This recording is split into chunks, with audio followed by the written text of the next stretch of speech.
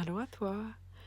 Alors, j'ai eu envie de tester quelque chose, c'est-à-dire de faire un tirage de la sorcière en toi, mais de faire un tirage collectif. Donc, de tirer des cartes pour connecter avec la sorcière en nous. La sorcière en toi, la sorcière en toi, la sorcière en toi. Dans le sens où, probablement, si t'es attiré vers mon monde, si t'es ici en train d'écouter cette vidéo, peut-être que tu viens de me trouver aussi, mais il y a probablement un message pour toi dans ce tirage-là. Peut-être que tous les messages ne vont pas s'appliquer à toi, mais tout de même, il y a probablement une énergie dans ce tirage que tu es invité à prendre avec toi. Donc, je t'invite à prendre ce qui résonne, puis à laisser le reste. Comme dans tous les tirages, c'est toujours toi qui es l'autorité de ta vie. C'est toi qui sais ce qui est important pour toi de garder d'un tirage. Donc, je vais t'inviter à utiliser ton discernement puisque c'est un tirage collectif aussi. Il y a peut-être certains messages qui ne s'adresseront pas à toi, mais je trouve que c'est toujours un bon exercice que d'écouter des tirages collectifs parce que justement, ça pratique notre muscle du discernement à savoir qu'est-ce qui s'adresse à nous puis qu'est-ce qui ne s'adresse pas à nous. Donc, voilà, je vais me lancer. J'ai très hâte de voir les messages qui vont émerger de ce tirage. Donc, la première carte, la carte dans le milieu, ça représente la sorcière qui est en nous, qui désire attirer notre attention, qui a un message pour nous. Puis la carte qui a été tirée ici, c'est la Kayash, je pense que c'est comme ça qu'on prononce, la Kayash beurre, qui est... j'aime beaucoup, j'aime beaucoup cette déesse. C'est un être qui est associé avec l'hiver, puis qui est associé avec la connexion à la nature, la connexion avec le territoire, le respect de celui-ci aussi. Il y a plusieurs légendes qui racontent qu'elle aurait formé des montagnes, par exemple, sur le paysage en lançant des cailloux de ces roches. Mais il y a une énergie aussi avec la Kayash qui est, pour moi, qui représente l'intégrité envers notre chemin. On voit sur la carte, elle marche dans l'hiver vers des espèces de dolmens, des roches. Il y a des oiseaux noirs qui volent au-dessus, probablement des corbeaux. Puis il y a comme cette énergie de... un peu d'austérité, de droiture, de connexion avec notre chemin. J'ai l'impression que notre sorcière intérieure nous invite vraiment à nous ancrer dans ce qui est vrai pour nous, puis de vivre en accordance avec ça, dans chacun de nos pas. Puis c'est pas une petite demande qu'elle nous transmet, la Kayash. C'est vraiment cette invitation à rester vrai envers nous-mêmes, à prendre sur nous pour continuer à marcher ce chemin. Ça veut pas dire qu'on n'a pas le droit à l'erreur, ça veut pas dire qu'on n'a pas le droit à tester des choses ou se tromper, mais elle nous invite à continuer de rechercher cette droiture, cet alignement avec notre âme, avec notre cœur, même quand c'est difficile, même quand ça nous amène sur des chemins inexplorés, même quand ça nous invite à dire non à certaines choses ou à quitter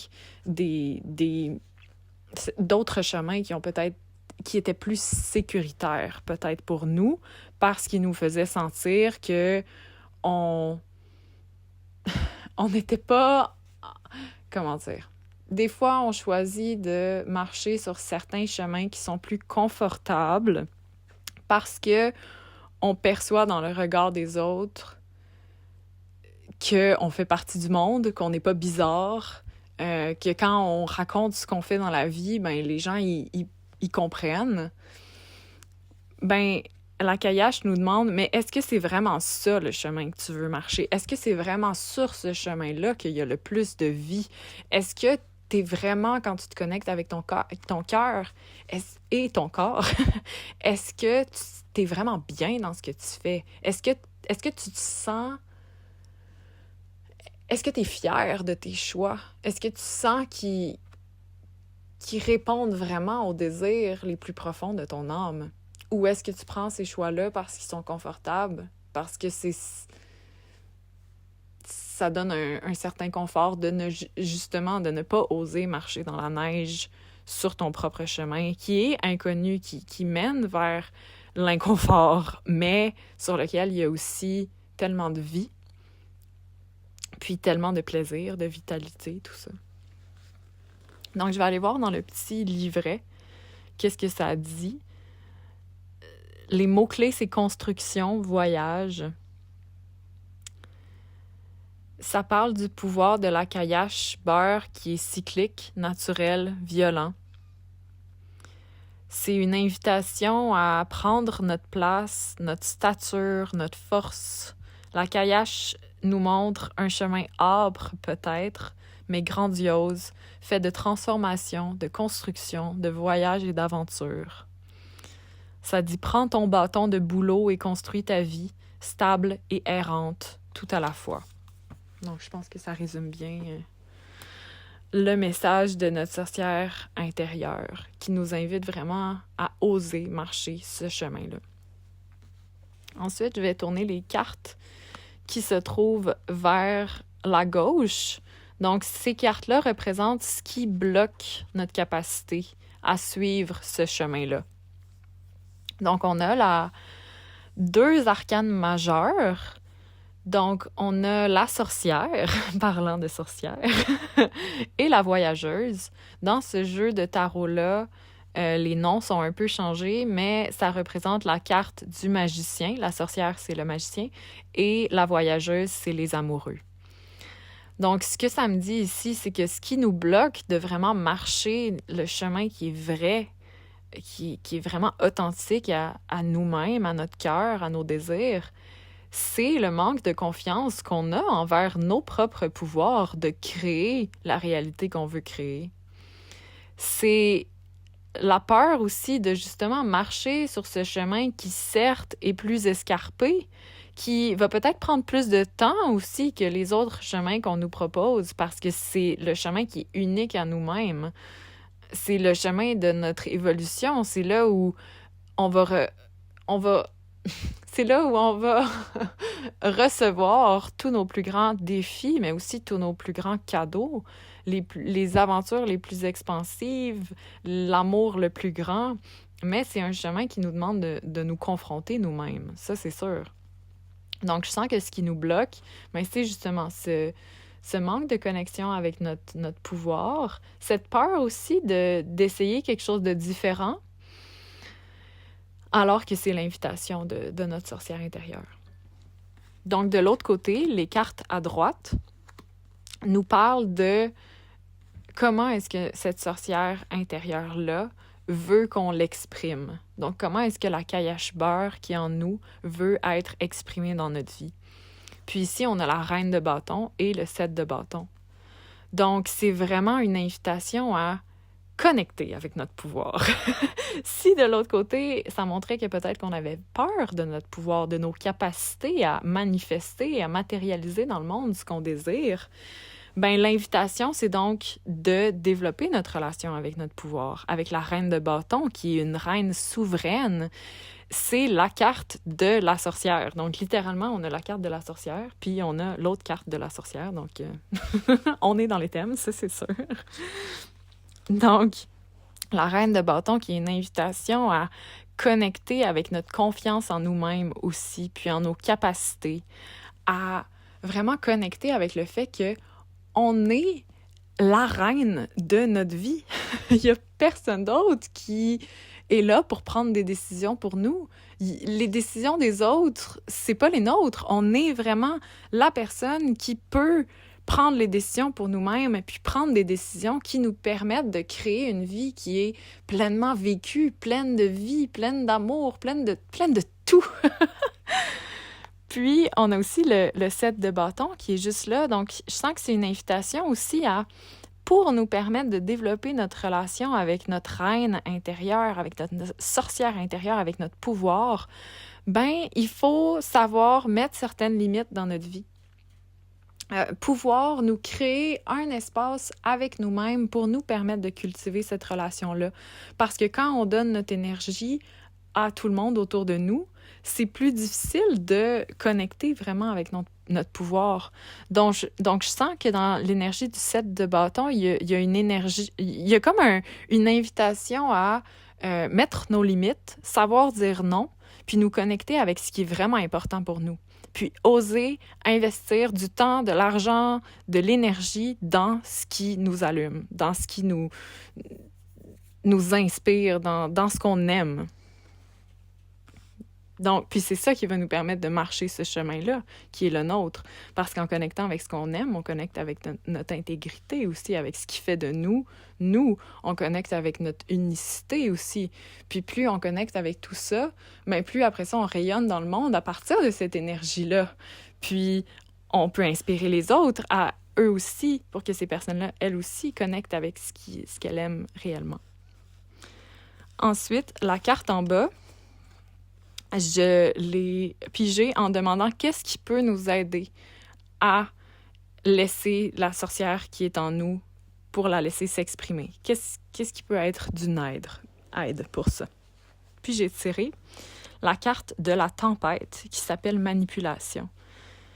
Puis ça, c'est vraiment... Ici, on a une carte 23, donc si on additionne le 2 avec le 3, ça donne 5. 5 qui est un chiffre de changement. Donc, on voit dans cette carte-là qu'il y a beaucoup de mouvements. Il y a un bateau, il y a une tempête, il y a des vagues, il y a des éclairs qui sortent de la main de la sorcière. Donc, le message de cette carte-là, c'est de nous laisser vivre pleinement nos émotions. C'est une des clés très importantes pour nous permettre de marcher notre propre chemin. Donc, peut-être qu'on a appris en grandissant que nos émotions, on devait les réprimer ou les contrôler.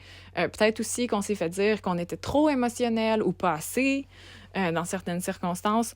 Donc, ça se peut qu'on ait développé de la honte par rapport à nos émotions, puis qu'on se soit déconnecté aussi de la sagesse que ces émotions-là nous transmettent.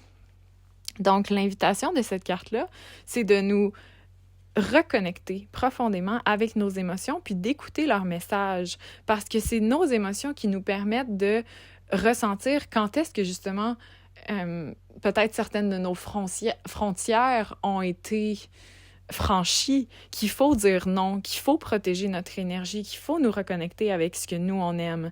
Donc, il y a vraiment une invitation.